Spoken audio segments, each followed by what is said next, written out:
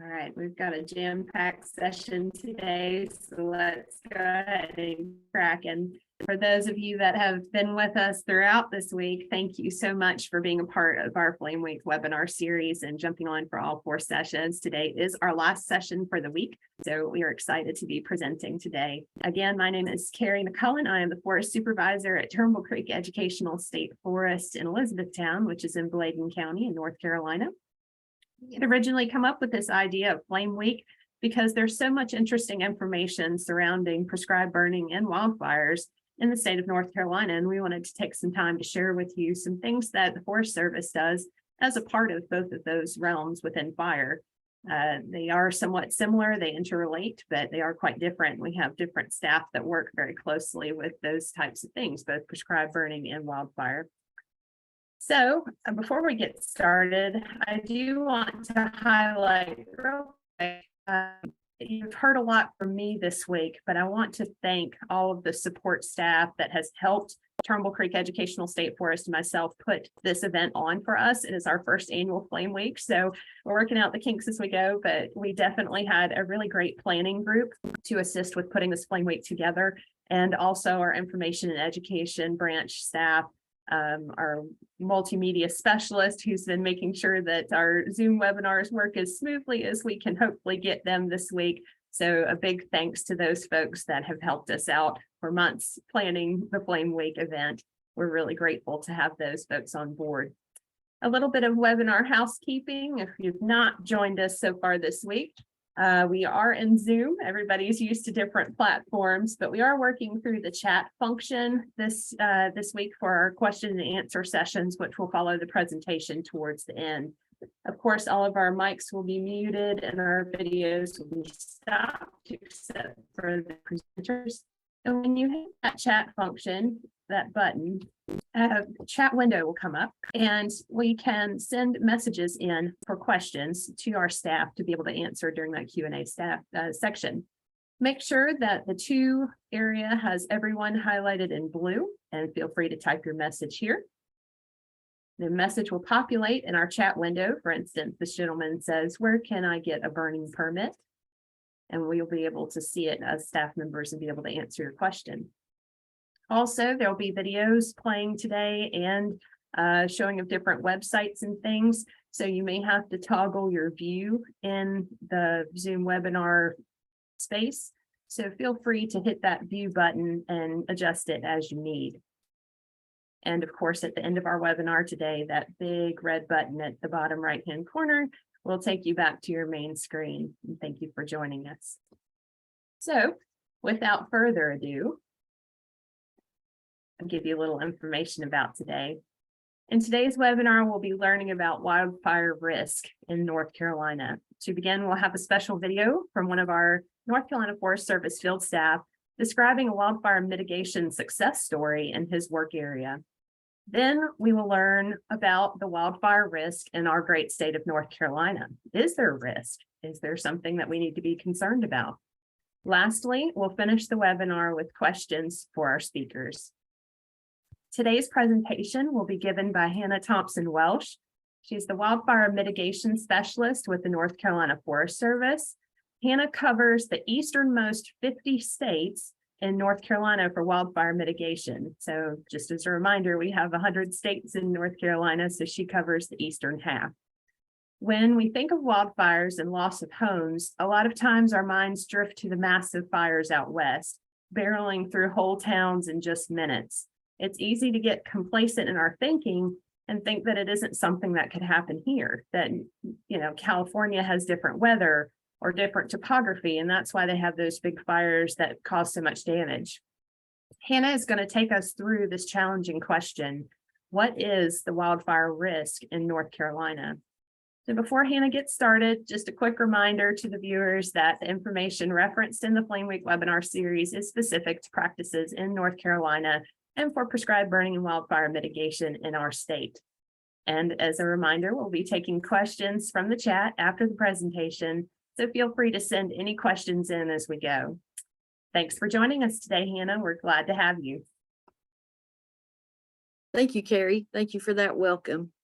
I'd like to introduce our county ranger in Harnett County, Buren Fulmer. He has a success story where after using prescribed fire as a management tool in a county-owned park, he cooperates with that county staff and the resources there. He was able to use a prescribed fire area as a holding place for a wildfire that occurred nearby. And I will turn it over to Brent so that he can play that video for us. Thank you.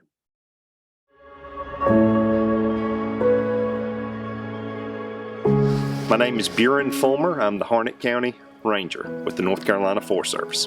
Welcome to Anderson Creek Park. This park is owned by Harnett County. It's 1,100 acres. We have about 650 acres in longleaf. The rest of the park is in a mix of longleaf, loblolly, and hardwood. There's been several fires. In 1982, wasn't a park then, the entire park area burnt in a very large wildfire in 82.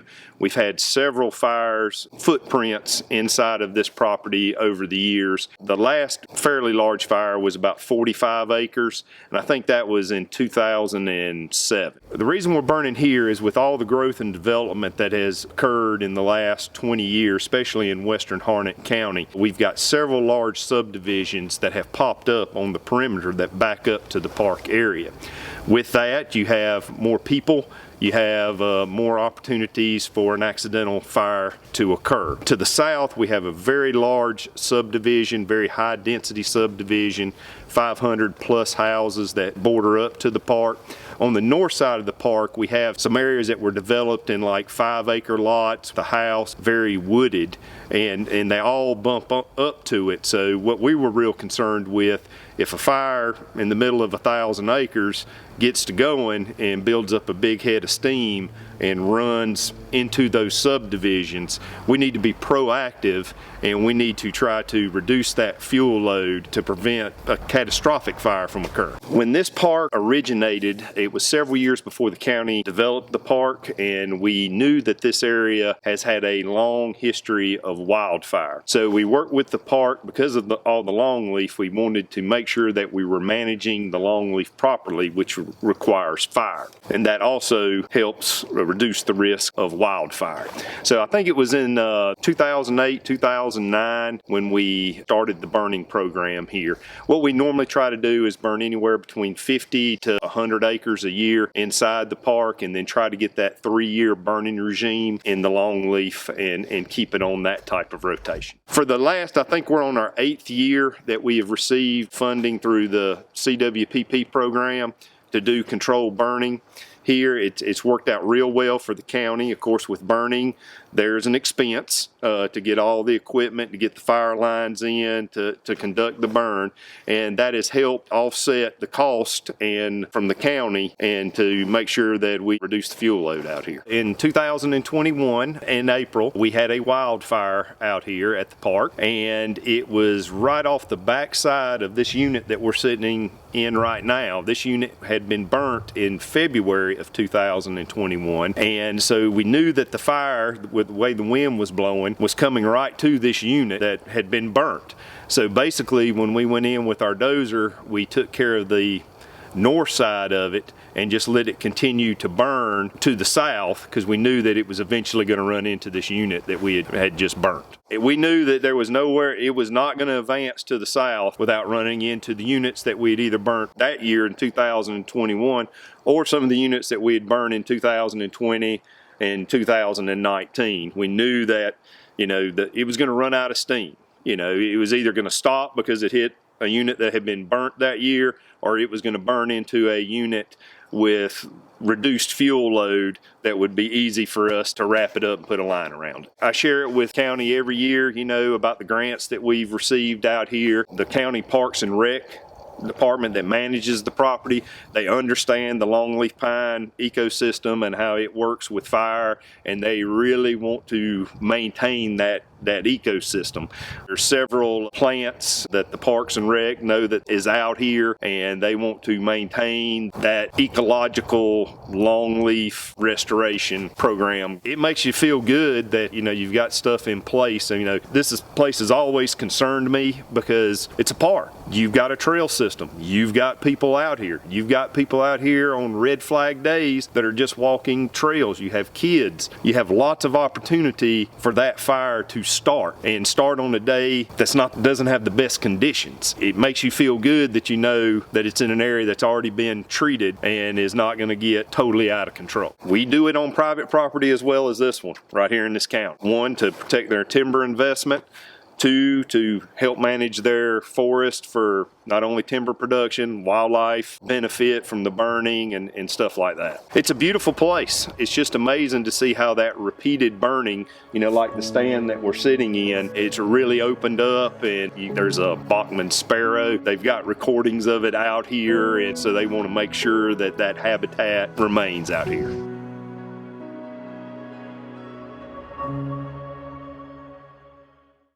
I really appreciated Buren's success story that he was able to share with all of us today. We are looking for more and more of those success stories to share with you all. As they come available, we'll be sure to do that. I'm going to share my slides if you'll give me just a moment, please.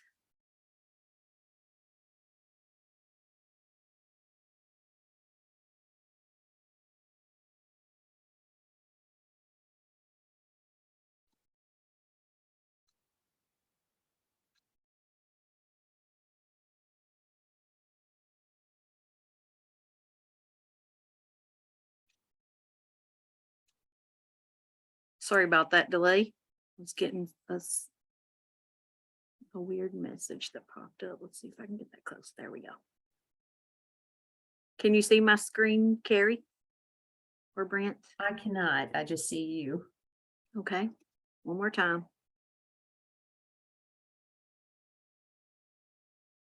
I apologize about that. I'm sure it was due to that error message that popped up. Can you see it now?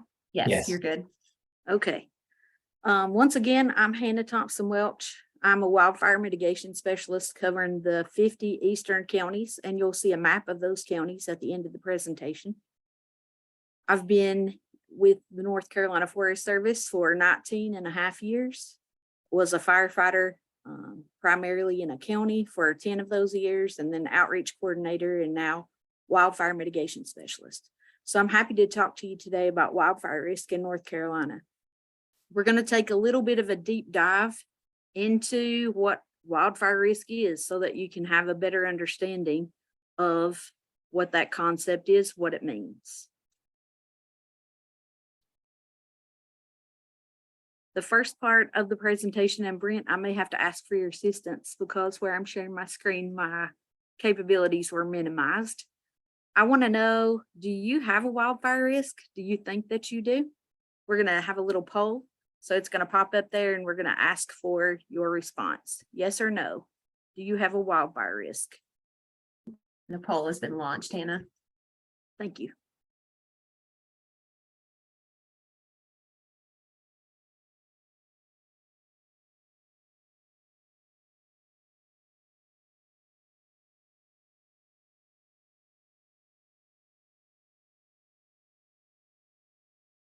Okay, we're going to go ahead and end that one and see what the verdict is. So yes, 75% of you believe you have a risk and 25% of you don't. That may be for variable reasons. You may live in a city where you're surrounded by concrete. You may have a special circumstance in your place where you live.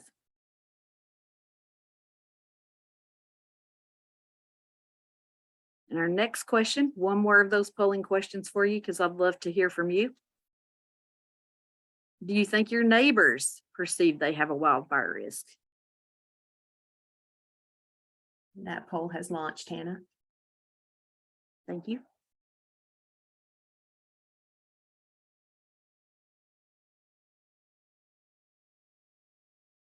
Interesting.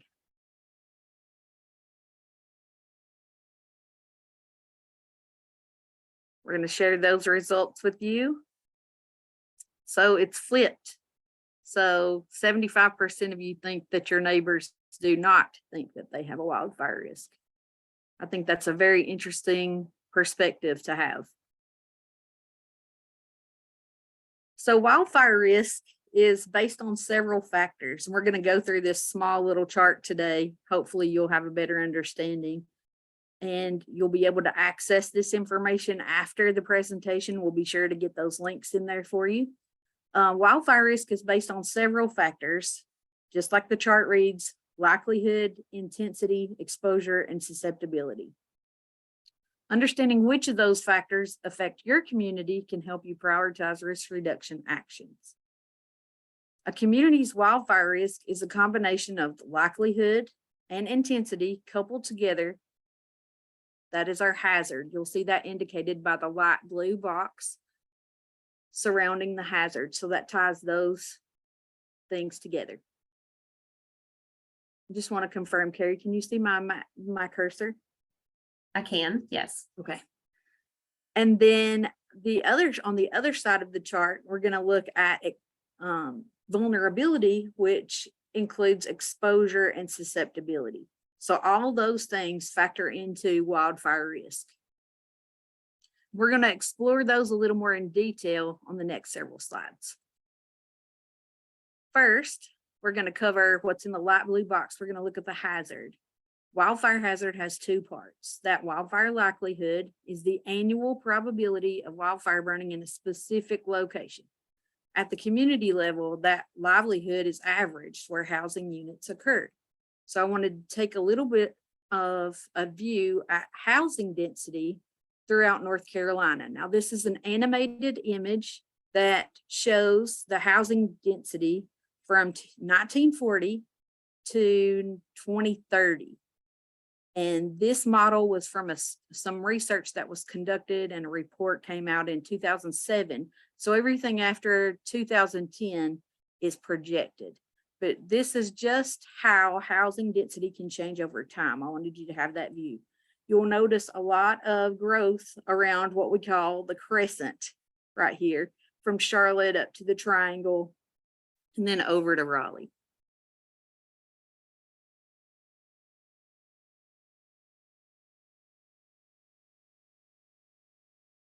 The other component to wildfire hazard is wildfire intensity. Wildfire intensity is a measure of the energy expected from a wildfire. Intensity is largely a condition of the physical landscape, which we'll talk about topography a little bit later, and vegetative fuel that's available to burn. We're going to take a look at what that model could look like from our Southern Wildfire Risk Assessment Portal, which we refer to as SouthWRAP. You'll notice the scale at the bottom, which correlates to, and I'm going to toggle my mouse over here so you can see that. See this scale here at the bottom? You'll notice that the layer that it's calculating is the characteristic fire intensity scale. And we're going to learn a little bit more about that later in the presentation. But I just wanted you to see that there are models that will project what the fire intensity scale could be in an area. You will have access to these tools after this presentation, and you'll be able to search for your address and see what the fire intensity scale is in your area, along with multiple other things. I'm going to demonstrate that to a little bit later in the presentation.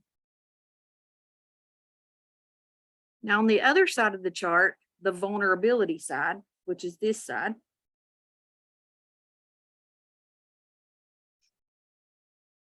the first thing we're going to talk about is exposure. That's the spatial coincidence of wildfire likelihood and intensity in communities. Communities can be directly exposed to wildfire from adjacent wildland vegetation or indirectly exposed to wildfire from things like embers or structure to structure ignition. When neighborhoods are fairly close together, the homes are positioned really close together, there is a possibility of that structure to structure ignition if a home fire does ignite and exists and the fire department is not able to extinguish it. This map will give you a little context from that exposure with how many wildfires have burned within 2 miles of a community. And this map is showing you a range of July 1st, 2015 through May 9th of 2022. We actually used this image for part of another class, but I thought it was very suitable here. So you can see that there is plenty of exposure in North Carolina. We've got lots of fires that have burned within 2 miles of a community. And the yellow dots on the map indicate that they did not have fire within 2 miles. So this is the total fire footprint for what's existed within the reference timeframe that I gave you, that July 1st, 2015 through May 9th of 2022, just to give you some context. Now, the last part of vulnerability is susceptibility. And that's the propensity of a home or community to be damaged if wildfire occurs. And that's reduced if mitigation actions have happened in the home ignition zone. We're going to talk a little bit more about what that is next. And an individual home's ability to survive wildfire is driven primarily by local conditions. That all happens in that home ignition zone. And within that zone, that includes the construction materials that the home is made of, the vegetation in that immediate area, and how those things all stack against each other. And the only way to truly assess home susceptibility is through individual home assessments. A model cannot predict that for us. So this is the home ignition zone I told you about just before this. And you will notice that in this zone, there's an immediate zone, which is 0 to 5 feet away from the foundation of the home. There's an intermediate zone, 5 to 30 feet away from the foundation of the home. And then there is a extended zone, which is 30 to 100 feet away from the foundation of the home. And the condition of that area immediately adjacent to the home, the 0 to 5 feet, is the most critical.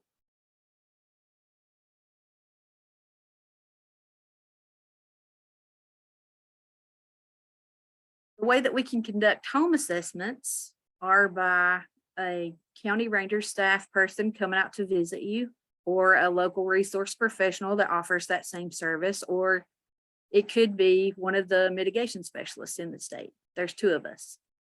And you'll find out more about the contact information for that. But this is the indices that we review when we come out to do a home assessment. And this is available publicly on our website at the web address down here, resistwildfirenorthcarolina.org. The first thing that we look at is the roof. So you start from the roof of the home and then downwards to the foundation and then out up to that 200-foot mark, depending on the property size or the parcel size. We're going to look at the roof, the chimney, if you have one, what your attic vents look like, your eaves, your gutters, your siding, your windows. All of these things receive a score, which in the end tallies and gives you a risk rating. We'll also look at things that are attached to your home. We're going to talk a little bit more in detail about those things, but like porches, steps, landings, if you have an elevated home, we're going to look at those attachments. We're going to look at landscaping, overhanging limbs. Is there a potential for structure to structure ignition? Are you really close? Are you within 50 feet or 30 feet to the home next to you? We're going to evaluate that as well. And that's not necessarily something you can change, like how close your house is to someone else's, but there are things that you can do surrounding your home to mitigate that risk. So if you know that you're that close, then you and your neighbor could work together to mitigate the risk in between, because you know you can't pick up your house and move it. We're going to look at the perimeter. So what's it look like outside of that initial 0 to 5 foot zone? We're going to look for combustibles, things like firewood piles, gas cans, gas grills, lawnmowers, etc. And if you do have an LP gas tank, we're going to look at the condition of the tank and what surrounds the tank. Is it overgrown with brush or is it clear? We're going to look at your driveway width and the vertical clearance above the driveway to see if fire apparatus, large fire apparatus, can make it in there to defend your home if needed. And we're also going to look for your address. And on here, you'll notice that the least rated thing, so the indices with 0 points, is your home is marked with 4-inch reflective letters and visible from both directions. So that's an idea of what one type of home assessment could look like. There are others that are available out nationwide, but this is the version that we chose to adopt here in North Carolina. So that's just a broad overview of that section. So wildland-urban interface is the area where structures and other human development meet or intermingle with undeveloped wildland, forest, or vegetative fuels. I don't know if you heard me say that, so I wanted to repeat that. And it's really easy to modify the conditions in this zone to make, if you know this is your circumstance and this is a landowner that is your neighbor, it's really easy to cooperate together if you can open up lines of communication, because your risk is determined by that risk of that property if it's adjacent to you. So you can do a bunch of work on your property, but if your neighbor is not doing work on their properties, it will be harder to defend your home. So it's better to work together. We're going to talk a little bit more about that as well further on in the presentation. Could you hear all of that, Carrie? Yes, I could. Thank you. Okay, thanks. Did you know that North Carolina ranks #1 in the nation for number of acres in that wildland urban interface? A lot of people think that that statistic is not true, but it is true. We rank ahead of California. We know that there's a lot of media attention that comes from the West Coast, a lot of sensational reports of wildfires out there, not to degrade the severity of the situation, but a lot of times that's the stories that you hear on the news. You don't hear the stories of the local wildfires, largely because the North Carolina Forest Service does have a fairly aggressive suppression strategy. So we are able to, in most cases, extinguish the fire before they get to such a large size as the ones that you see out west. It also is dependent on some weather phenomenon that happen in the West Coast, but it's largely a combination of local factors and suppression resources. And again, we're going to look back at that wildfires within 2 miles of a community image. This will show you that we have a number of wildfires here in the state. Some of those you may not even know about, but there are fires throughout the state and occurring year round. So there's likely been a fire that's burned pretty close to your neighborhood in the past, maybe even recently. So from here, I'd like to dive into a few of our models. And this is the Southern Group of State Foresters Wildfire Risk Assessment Portal that I spoke of earlier. And we're going to go to the public viewer. And we're going to reflect back upon Buren's location where he was at the park at Anderson Creek, which was 1492.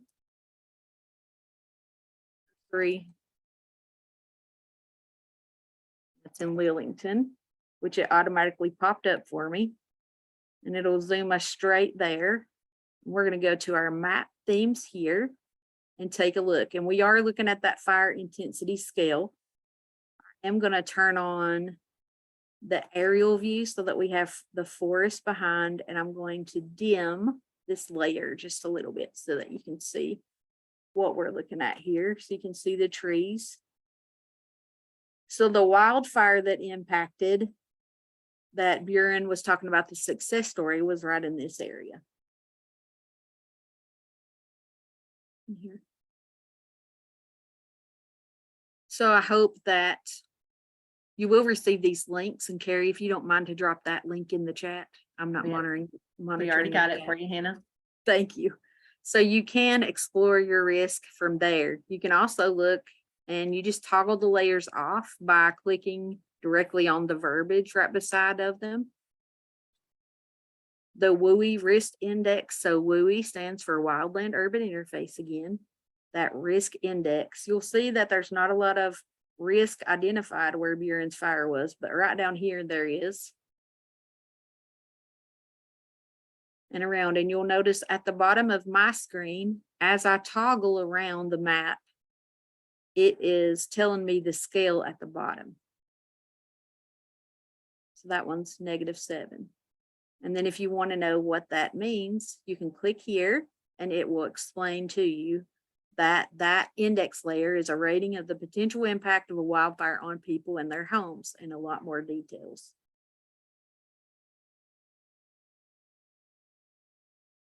And something that's really interesting to me is we're going to talk a little bit about what we can do about all this risk in just a few minutes, but this layer right here called community protection zones shows where wildfire risk reduction measures can be effective because of communities that are nearby. So if we identify this one,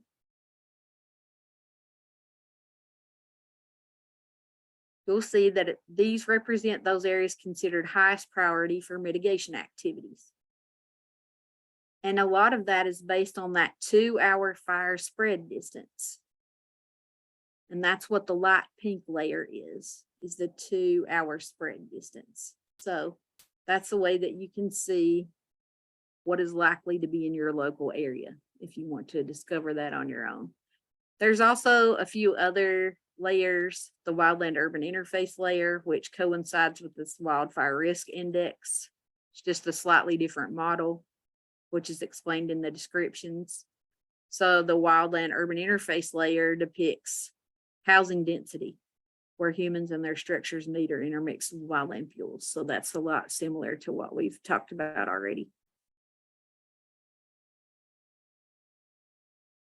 And then there's various other layers that you can explore. And if the North Carolina Forest Service has completed a risk assessment on a property, it will be indicated here. Now, in this case, that's usually a community. So that's something that we would look at for a community wildfire protection plan, which again is that holistic plan for wildfire that is developed among several people. Key resources in the community. It could be your county ranger, it could be the fire chief, your emergency management director, various entities and local cooperators as well. They may be on this layer if those have been built into the system. We've only recently started inputting our assessments into here. So if likely there's a Firewise USA recognized community, we're going to talk a little bit more about that in just a few minutes. That's where you will see that indicated on the layer. And you just zoom out until you can see that. That's what the community risk assessment layer is. You can change county boundaries. You can place those on, as well as you can see surface fuels. There's just a lot of things that you can play with in this model, but for the purposes of the exercise today, I just wanted to bring attention to the property that Buren was mentioning so you can see that. And the next model we're going to take a look at is wildfire risk to communities. And this is also a publicly available site. And you can learn a lot. Actually, some of my presentation is taken from the understand portion of this website. You'll see something that looks very similar here. But what we want to do is explore our risk. And this is more of a community model or a statewide model or county model that you can look at. And we are going to choose Anderson Creek, which is where Anderson Creek Park is. And it's going to show me a delineation boundary for Anderson Creek. It's also going to tell me a few key things. So the risk to homes in Anderson Creek is on average greater than 72% of communities in North Carolina. And you can see where it stacks among all of them by looking at this chart below. So the consequence on this axis, the wildfire likelihood here. But Anderson Creek, the basis for this illustration is it falls somewhere in the middle. It's not one of these red dots up here like Topsail Beach or Davis, North Carolina, or Hoboken, all down towards the coast. This one falls kind of in the middle in this 72nd percentile. You can also look at, use these tabs up above. So that one was the risk to homes. I'm going to scroll back up here. And this can also be changed to the whole county. Let's look at that first before I move. So it says that it has greater risk on average than 100% of communities in Harnett County. So it's stacked up here by way of Harnett County. So if a county ranger wanted to see where to prioritize mitigation work or communities to talk to, they may use this as a tool to identify communities that are showing a risk by the models. That's not taken into account like assessment data on the ground. It's just the models. So we're going to go back to North Carolina. You can even see in the nation, where does it stack up? And there'll be another scatter chart down here. So again, it's in the middle.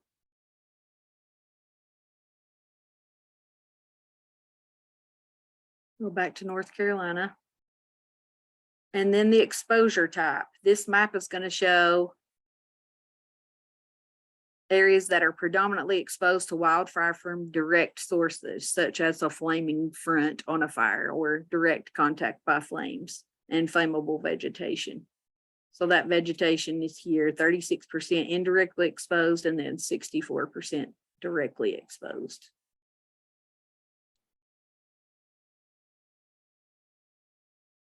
And the wildfire likelihood, Anderson Creek has on average greater wildfire likelihood than 70% of communities in North Carolina. And it's a little bit closer to the north side of the scatter plot here. But what we're really looking for is that 70th percentile. It's just showing it to you visually. But the neatest thing about this site is the vulnerable populations, because exposure is going to affect the vulnerability, right? So it gives you a population for Anderson Creek, which at the time this snapshot for this research data was taken was 14,899. But it gives us percentages and numbers, plus or minus, of course, of like families in poverty, 10.7%, people with disabilities, people over 65 years of age, difficulty with English, households with no car, and mobile homes. And all this data comes from the U.S. Census Bureau American Community Survey. It's based on the last 5 years that survey was completed. So for planning purposes, this can be a really good tool if you're working in your community to try to reduce your wildfire risk. And then the last tool that we're going to look at is a fairly new tool that's in development. It's not even really been released to the public yet, but I'm going to give you a preview. And this is the Resist Wildfire North Carolina Neighbor to Neighbor tool. A few key people in the state have access to this, and I'm going to give you all access now today through the link. And you can do a very similar action. So we're going to type in 1492 Nursery Road. And we're looking for Lillington, and it pops up and it's going to zoom us straight to that address that we've been using. We're going to zoom out a little. And this is what I want to show you. I just want to show you the capabilities of the tool. I'm going to zoom back in a little bit. You can see here there are some homes close by here. And when I click on one of the red building footprints, it automatically generates the home ignition zones surrounding those homes. So if their ignition zones touch, then it displays that for you. So the red line is 0 to 5 feet from the building footprint. The orange line is the intermediate zone, which is 5 to 30 feet from the building footprint. And then the extended zone is 30 to 100 feet from the building footprint. And that can just give you an indication that these are the people you need to work with to reduce your risk, because their risk is directly impacting your risk. And also you could go out further if you wanted to do that and see other areas. But it will only go out a certain distance before it kicks back to a location map that you can find your place on. So let's zoom over just a little bit. And this is from the video that Buren had. This shows you a community that has been developing to the south part of Anderson Creek Park. And we can do the same action here, and it can calculate up to 200 homes at the same time. Now, those homes that are not showing a building footprint can be added, but that's an added feature that we're working on. Currently, our data set does not provide newly constructed homes in it, but we are working to include that in the near future. And it's still calculating, so it may take just a moment more.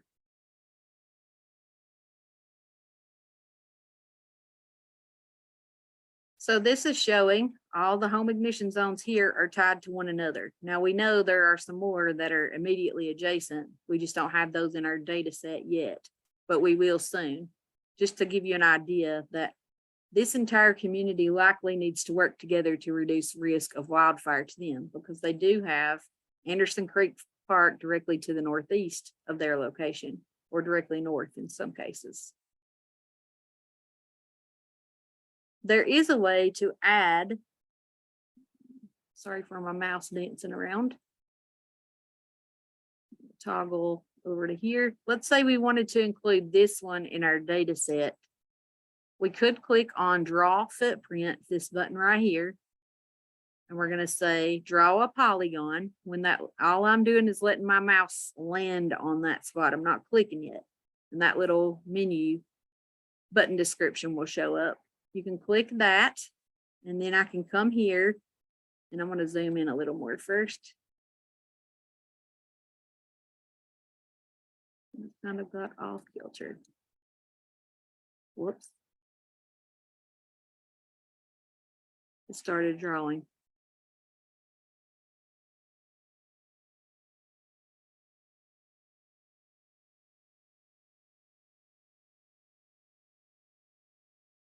We're going to toggle back into our, I might have to refresh. I'm sorry about that for demonstration purposes.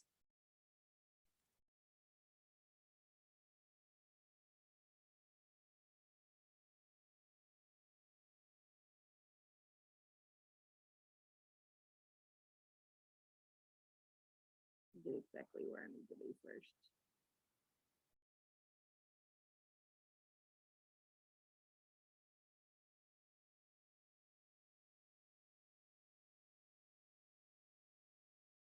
Centered. So it's imperative to center your location first where you want to start. And you'll see that these are off just a little bit, but they are based on aerial photography. And at the time of the photograph, it may be skewed a little because of shadows and things. But this is based on the building footprints that North Carolina Emergency Management has in their floodplain mapping layer. So if we wanted to add one, again, we'll go through the exercise, draw a polygon. And then we're going to try to add a building footprint here. So I'm just clicking with my mouse where I want to start. And I can go around the perimeter of the home. And that tree's kind of blocking us, but I'm going to say, I'm just going to estimate here. And then when you get to a stopping point where you're ready to end, you double click. And then it's going to take into account that building footprint against the other ones. So now this one will become a part of the data set that you can view at that time. It does not permanently become a part of the data set, but we're working on a form that will allow you to do that in an improvement of the current model that we have for this neighbor to neighbor tool.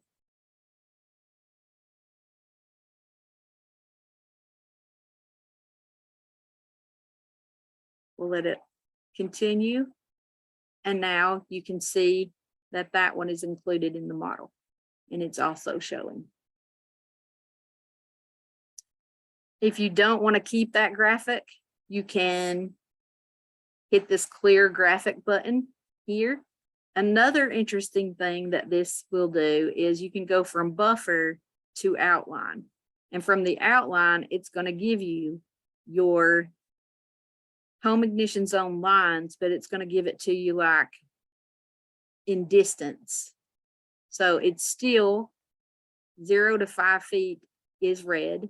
And then from 5 to 30 is orange. And then from 30 to 100 is green. It will only do that for one building footprint at a time.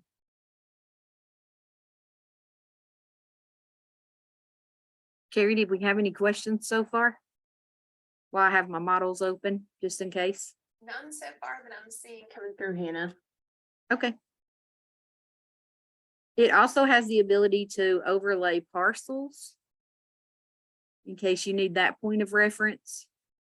And it's really easy to toggle back to buffer. And then you can zoom out, zoom in, move around, whatever you need to do after you've got it in there. You can just turn these on or off. You can even turn off the building footprints, but it's not really necessary. And then floodplain data is in here, but we would have to zoom out a little to see some floodplain mapping things here. And the key for those is right here. So that's in the 100-year floodplain.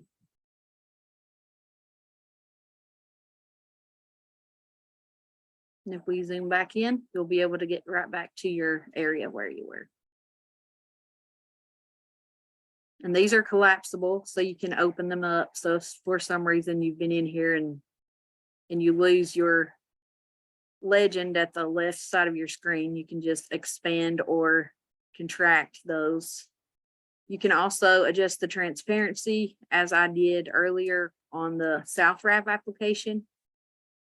And then this is your legend here for the color scheme here. Hannah, And we one have of the a biggest- question. Okay, go We ahead. have a question coming in from Jen. How does floodplain areas and wildfire risk relate? Well, that's a very good question. I'll have to think about that one.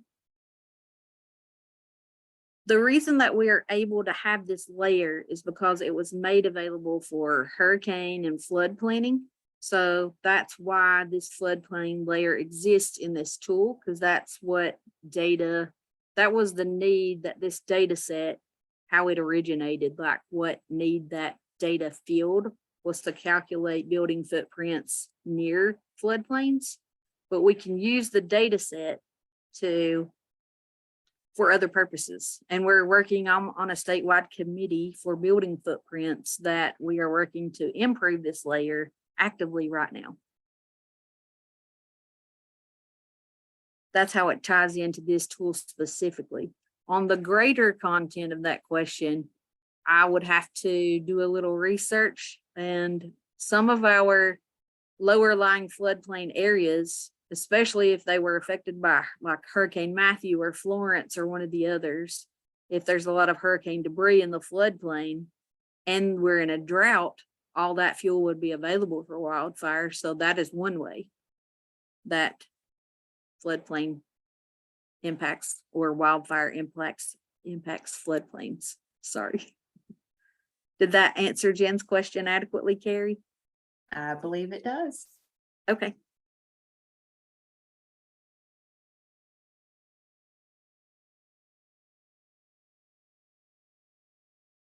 Any other questions?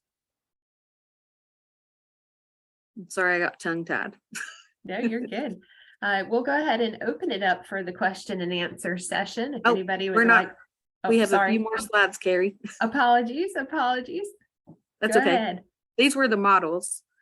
And then, so we want to continue with what we can all do to successfully plan for a wildfire.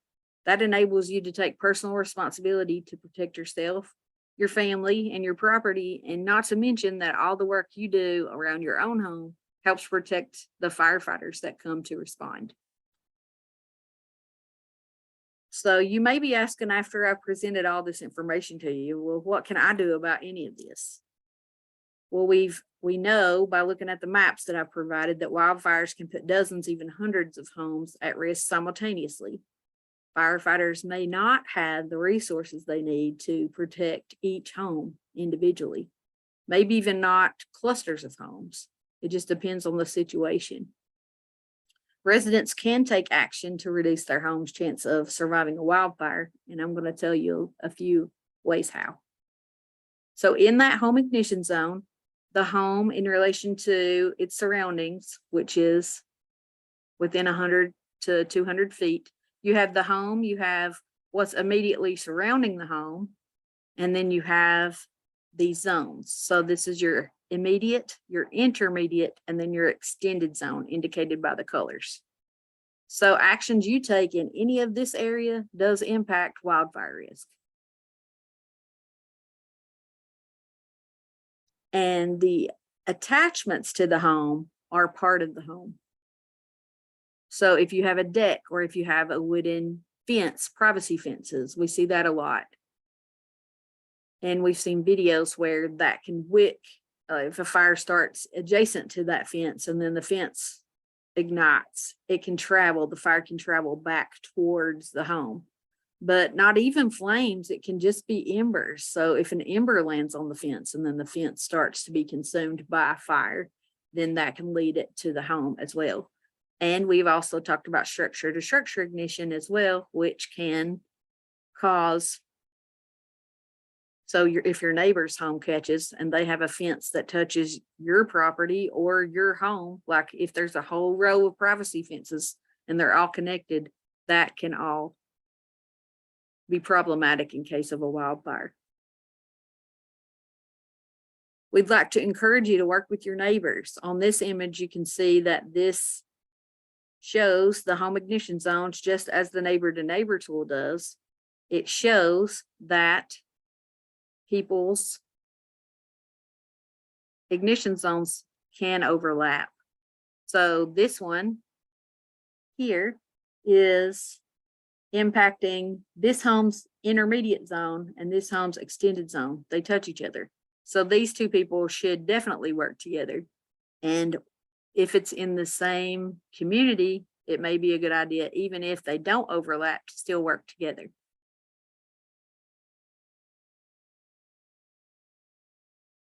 Always the first Saturday in May, there's an annual event called Wildfire Community Preparedness Day, and this year it's on Saturday, May 6th. It's an annual observance day, and people do lots of action items. So even with communities that are absentee, so it may be a second home or a vacation home, a lot of those people try to get together at least one time per year. It may not happen on the observance day, but it happens later in the year. But if you're ever looking for ideas on how you can get started on a simple project, I would go to www.wildfireprepday.org. They have lists of activities that you can do that don't take very much effort.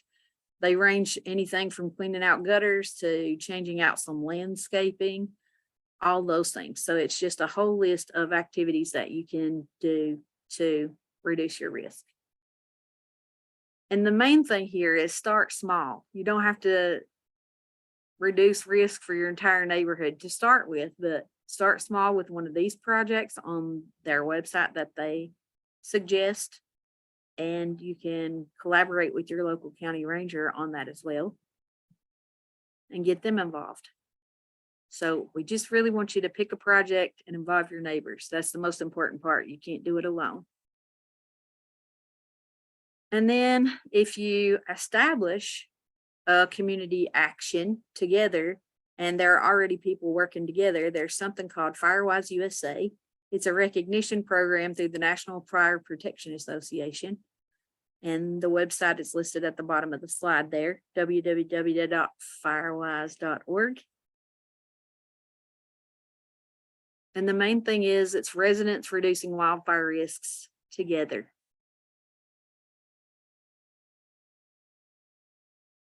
And as part of that, you would have to have a community assessment, and the North Carolina Forest Service representative could help you with requesting that. And who can help you? Well, there are a variety of resource professionals, but two of the people that I know are myself and my coworker, Wesley Sketo. And you can see our county delineations there.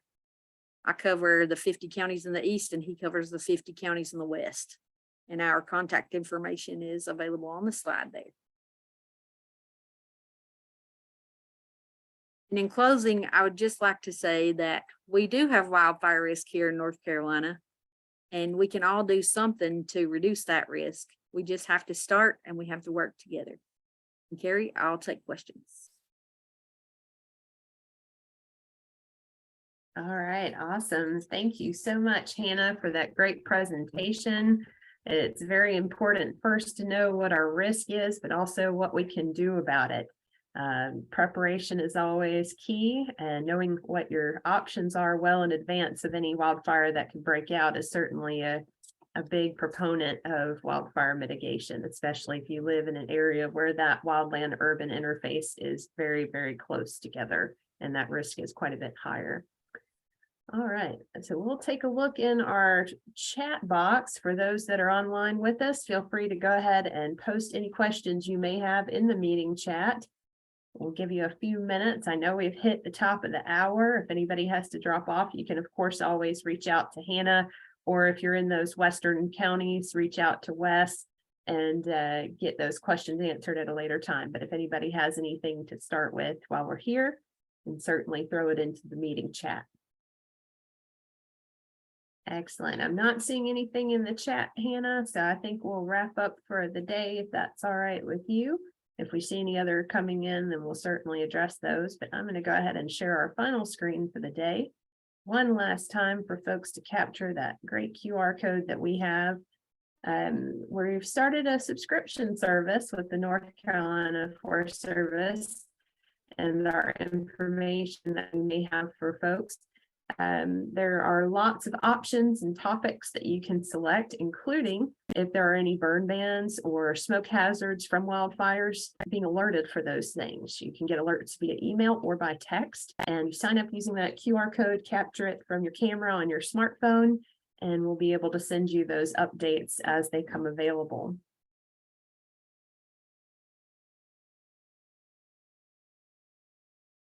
Okay, thank you so much, Hannah, for that great presentation today on wildfire risk and mitigation. I'm not seeing any other questions coming into the chat at this time. Just an update that all links that we have provided today, as well as the other webinars throughout the week, will be sent to you in a follow-up email. We'll also be sending a survey link out to our participants in that email. And since this is the first event of its kind with Flame Week, we'd love to get some feedback from that survey on your thoughts for the events this week. Feel free to stick around if you like. Thank you for attending. Thank you for your participation in Flame Week.